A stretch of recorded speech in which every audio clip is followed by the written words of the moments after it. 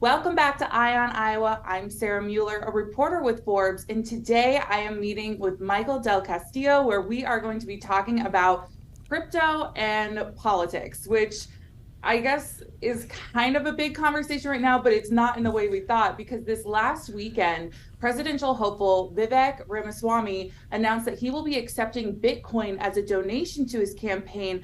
And then just a couple days ago, Robert F. Kennedy Jr. said he was also going to be accepting crypto. So, Michael, what does this mean? I love that this is happening.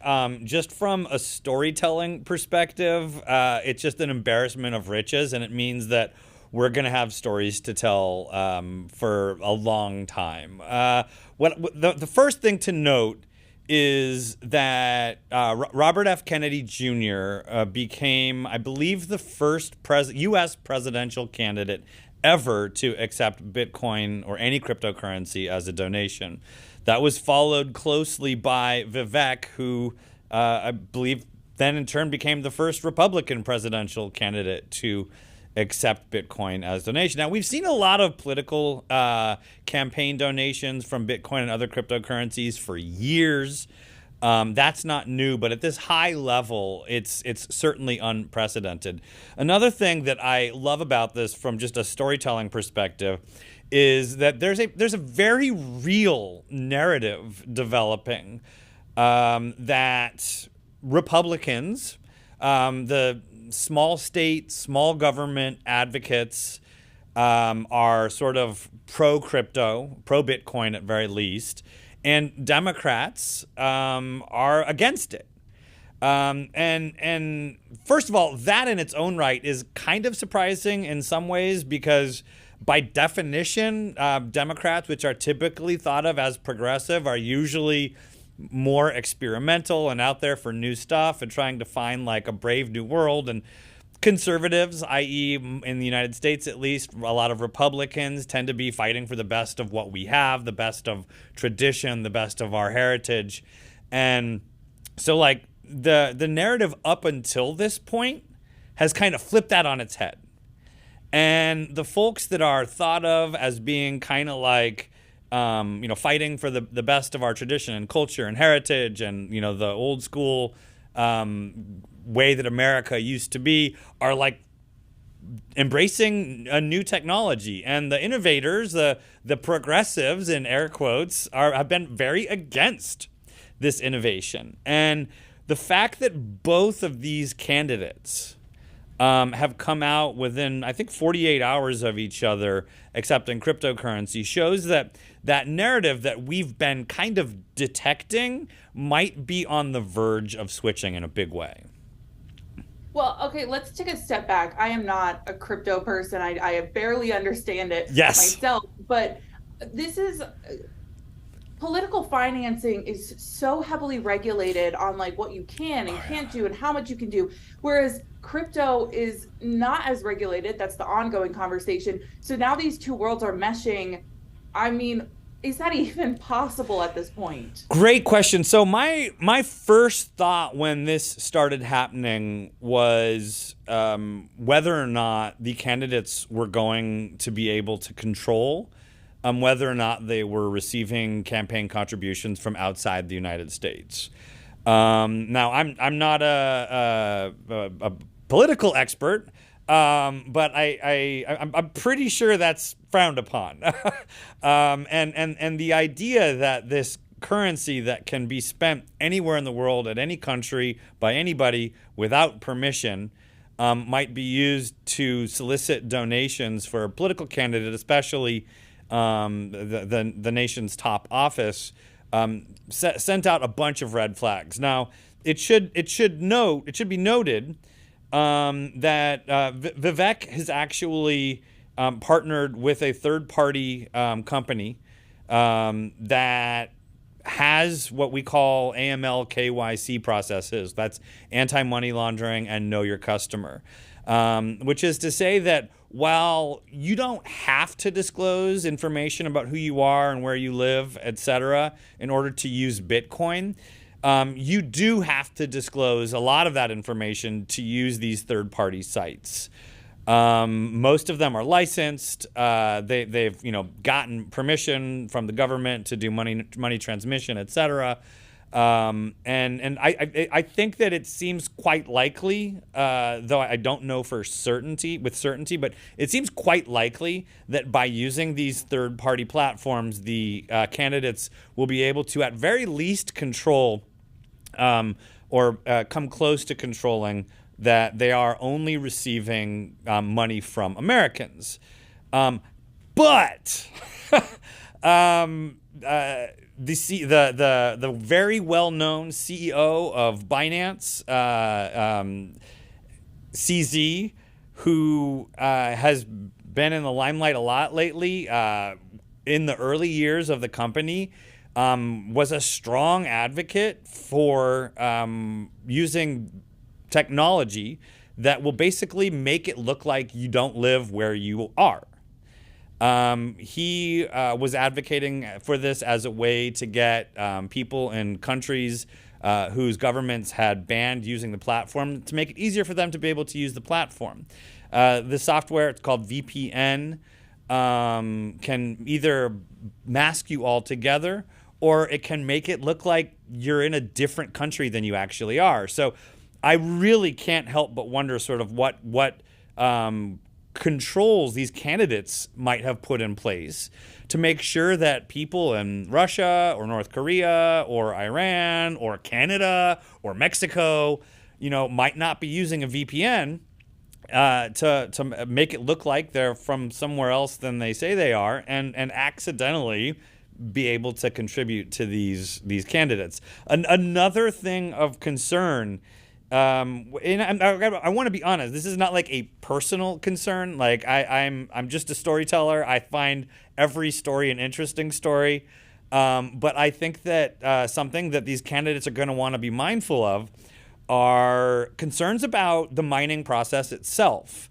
And I know everyone's probably thinking, oh, Bitcoin is high energy consumption, et cetera, et cetera. I'm not actually a big believer that that's a concern when you compare it to energy consumption of banks and other payment providers. But what I do think is really, really important here is that anybody can set up a Bitcoin mine in any government in the world. And if you are mining Bitcoin or any other cryptocurrency in a sanctioned state, and these presidential candidates could actually, implicitly, sort of like tangentially, accidentally, be participating in something that 3, 4, 5, 6 steps down the process is benefiting nations that the United States has identified are competitors in various capacities. So are you saying that this could essentially be another cybersecurity risk at this point? I think cybersecurity risk isn't necessarily the word that I would use, because I think that that would sort of imply that the technology was broken or somebody had figured out a workaround that wasn't intended. This would actually be all of the technology working exactly as intended. The Bitcoin is considered one of Bitcoin's strong points. Has been that anybody in the world can participate. It's been considered a democratization of finance, that anybody can set up with enough computing power, download the software to become a Bitcoin miner, and help support the payment infrastructure. It's not Visa that's supporting it, or PayPal, or a bank, or a central bank. It's computers run by normal people around the world. Now, it's a little bit of an issue if you are trying to buy bread and using Bitcoin on the infrastructure that you're using to send that payment just so happens to be supported in part by some of these countries that the United States might find against their politics. But when it's at the top level of the nation, when it's a potentially democratically elected leader, I think that they really need to be thinking carefully about the possible situation that they could end up in, where and I again, an Iranian or a North Korean or a Russian that set up a Bitcoin mine, if they happen to be at the winning end of a Bitcoin payment because they mined that block that the presidential candidate received a donation in, then it's not too far of an argument to say that the people that are supporting that technology in these nations facilitated in some distant way the transaction from money of maybe inside the United States or maybe elsewhere to a presidential candidate. Yeah, and this is not a new concept really when we think about it. Look at the last couple of elections, and we can trace almost any candidate has had rumors or conversation around who's benefiting from their campaigns or who could benefit if they take office and who's backing them. And this just feels like it's another avenue of that potentially, whether done consciously or unconsciously. But I've had conversations with you, I've had conversations with other people, and I've listened to your interviews about regulation, who's stepping in and regulating crypto. Now, does this mean the Federal Election Commission could now step in and regulate crypto too? Now, that's a fascinating question. They have not yet, right? To your point, those donations have been going on for years. I think the first Bitcoin donation to a candidate might have been like in 2013.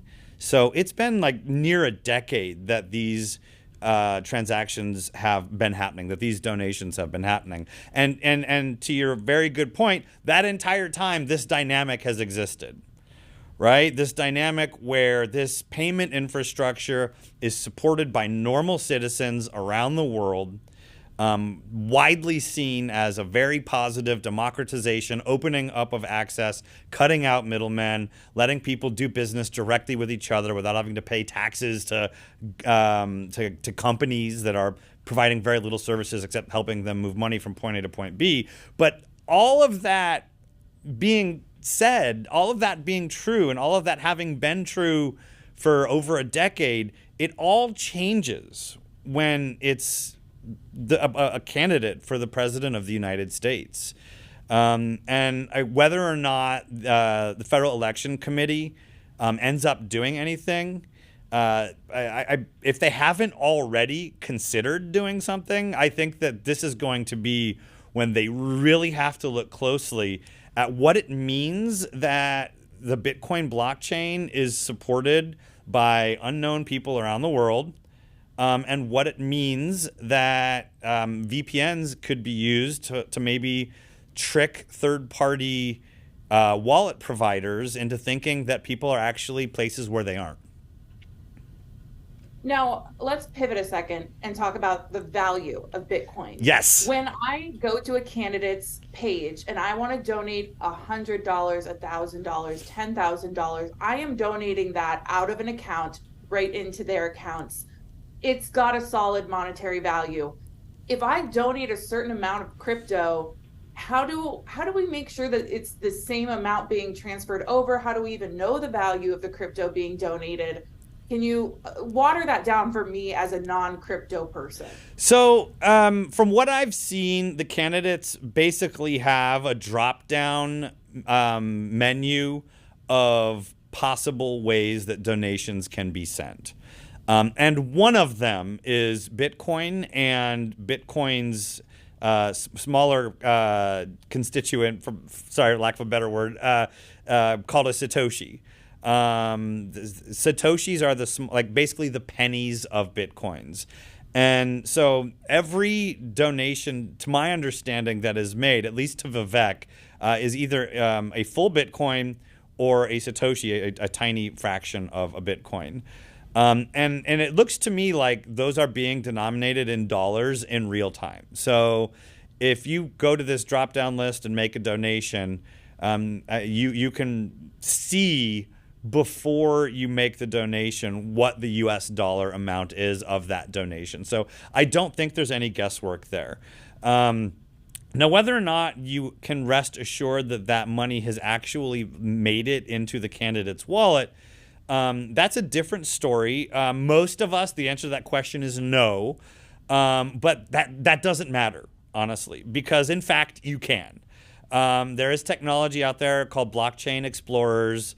There are very simple ones that will just literally let you put in a public Bitcoin address and see not only how much Bitcoin is there, but when it was received and how much was received. So if you were so inclined, you could get these wallets, and you could confirm that the amount of Bitcoin that you sent was the same amount of Bitcoin that has been received. But that's been happening without a hiccup for 12 years. So longer, really.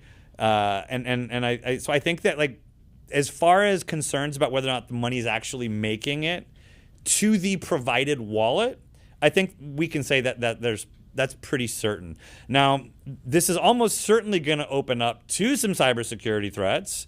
I can imagine that, there's going to be spoof accounts. There's going to be phony Viveks set up on other third-party processors that are maybe a little less compliant with U.S. regulations, maybe a little less concerned with AML KYC compliance.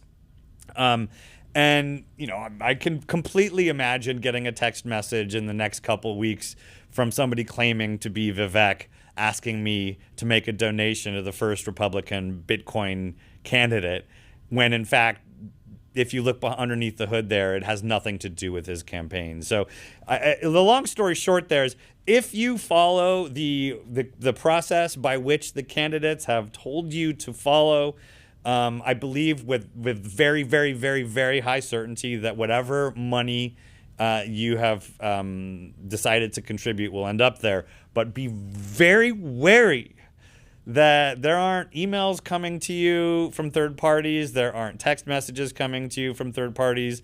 There could be very, very sophisticated gamifications that I've never even considered to make you think that you're donating to Vivek when actually you're donating elsewhere. Now, I think that this says a lot of things about a candidate with their announcements, right? First of all, it's almost like a blessing onto the crypto community of saying, hey, I'm a candidate that's accepting Bitcoin, therefore I'm willing to work with the crypto community if I step into office or whatever that means. But it's also, it feels like it's aiming at another kind of generation, since our crypto owners are typically younger. Do you think they're going to kind of appeal to the crypto community with this blessing, so to say? Great question. So I think without a doubt, that's at least part of the calculus. It's very well known that the average Bitcoin user is, in their late teens to late 20s. In fact, I think there was a Pew Research study that came out that put the number to 18 to 29. And men, which I think is low-hanging fruit for any candidate that wants to curry favor with these young users. Now, it should be noted that that's still a tiny percentage, right? So, like, the percentage of 18 to 29-year-olds that are actually using Bitcoin is still very, very small. But in election campaigns where 1 or 2% can sometimes mean the difference between winning and losing, yeah, I think it's pretty safe to say that Bitcoin users, could comprise 1 or 2% of that age group. And so perhaps there could be some meaningful edge gain from doing that. But I do want to make sure that I'm shining a light on our audience that happens to be within that age group, and happens to think that maybe this is something that gets their attention. Vivek made headlines just recently for what seemed to be a very earnest proposal to lift the voting age from 18 to 25. Now, the implication that somebody between the ages of 18 and 25 is not emotionally and mentally mature enough to vote, but is a regular user of Bitcoin, I think should set off red flags about either sort of the consistency of how he's viewing his constituency, or the earnestness in his attempts. Because it really does seem like, on one hand, he's saying, oh, come to me 18 and to 29-year-olds. I'm pro Bitcoin. How cool is that? But also 18 to 25-year-olds, I don't want you to vote. Yeah. And so we really I think people need to look closely at that before they make any serious decisions based on that.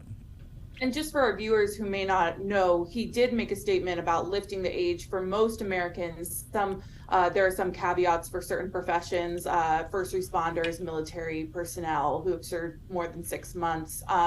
So there are some caveats in it, but it would be most Americans pushing up that to 25. And he's also, one of the big campaign tactics he's using is that he's the millennial candidate, right? He's trying to be kind of the modern conservative candidate that's, like you said, accepting of crypto. But then is he shying away from maybe half of the average of those users if he wants to up the voting age? And so, from your opinion, do you think they're going to receive many Bitcoin or crypto donations between these two candidates? Relatively speaking, my guess is yes, they will receive a meaningful amount of donation. Now, specifically with Vivek, I think that there's an important angle here that needs to be looked more closely at, which is that he's not framing this as, at the highest level, he's not framing this as an endorsement of Bitcoin. At the highest level, he's framing this as a referendum on fiat currency.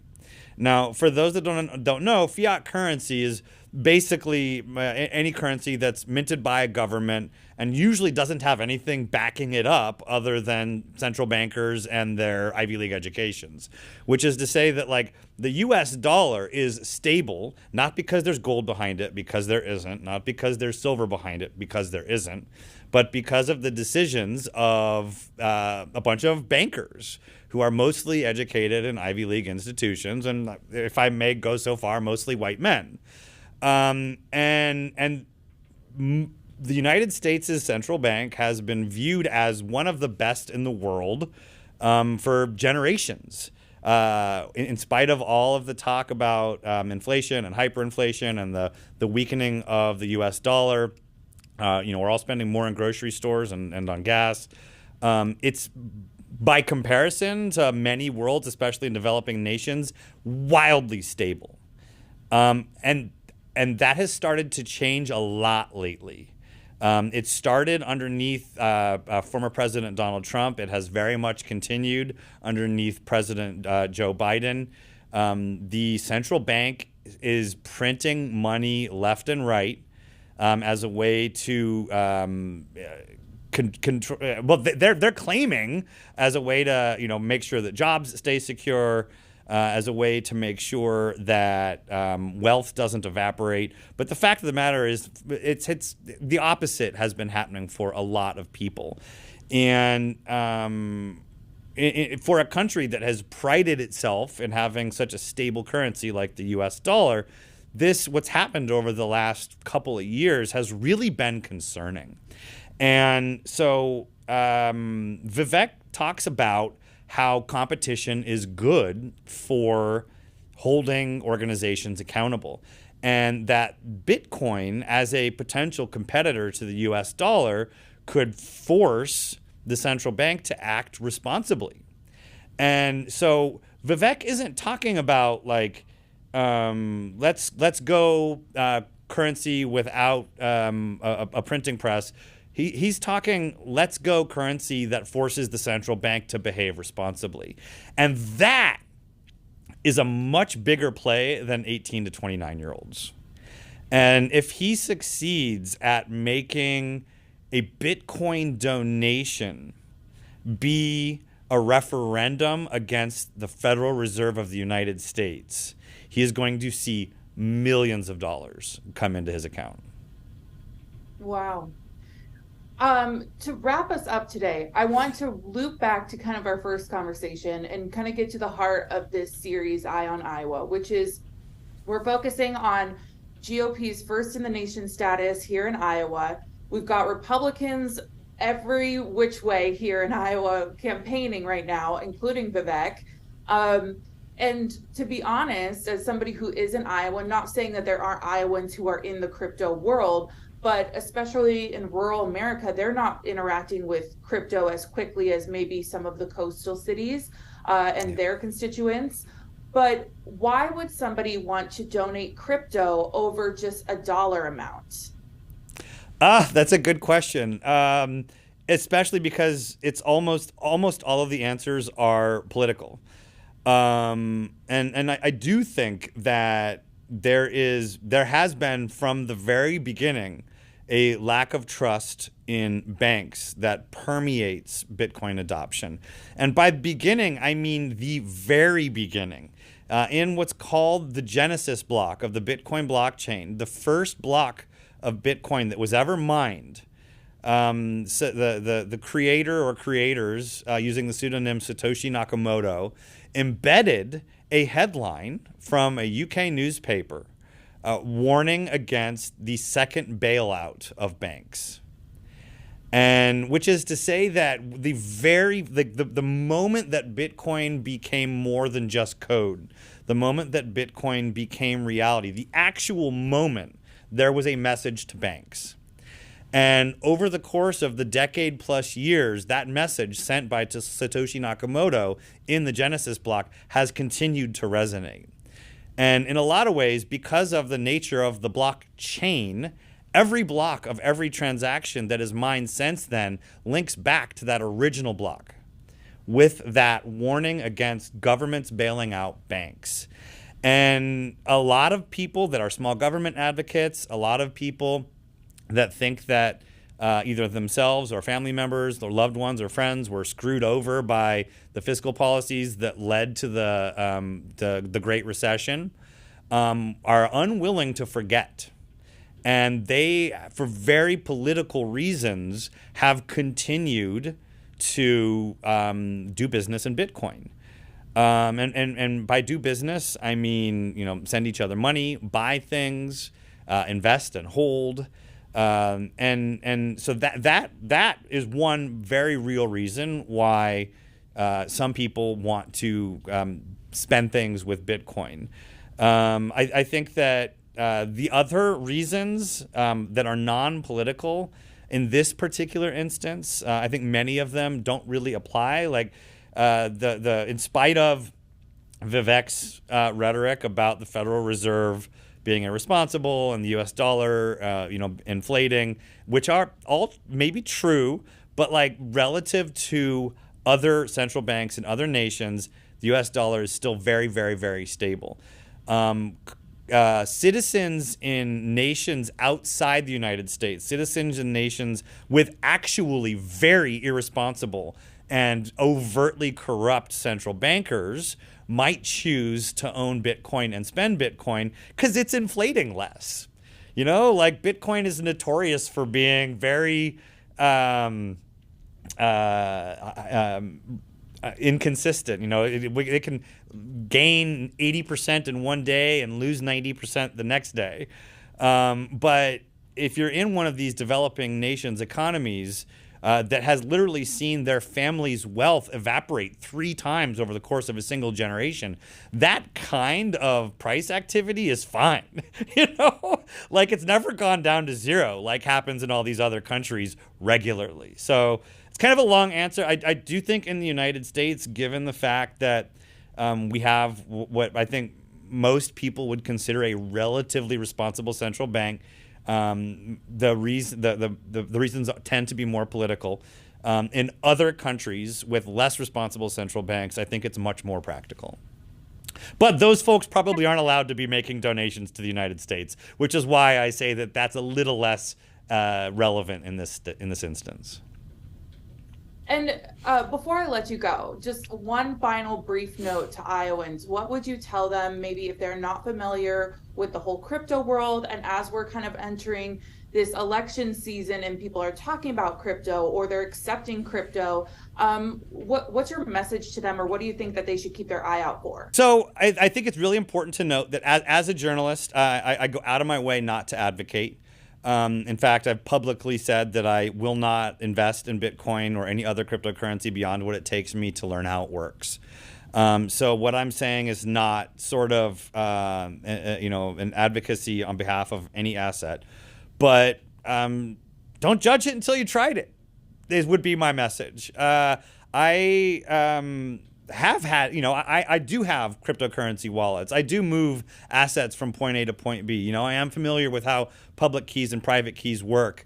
And I think that if you grew up thinking that Bitcoin was for criminals, if you grew up thinking that Bitcoin was a Ponzi scheme, as you look around at the way that central banks are behaving, as you look around at the geopolitical conditions globally, get your hands dirty with it. Play with it. It's legal. Get a wallet going. Move it back around. If you think it's dumb and useless, stop doing it. But don't judge it till you try it. Hey, thank you so much for your time. I appreciate it. And we'll see everybody next time on Eye on Iowa. Thank you so much. It was a pleasure to chat.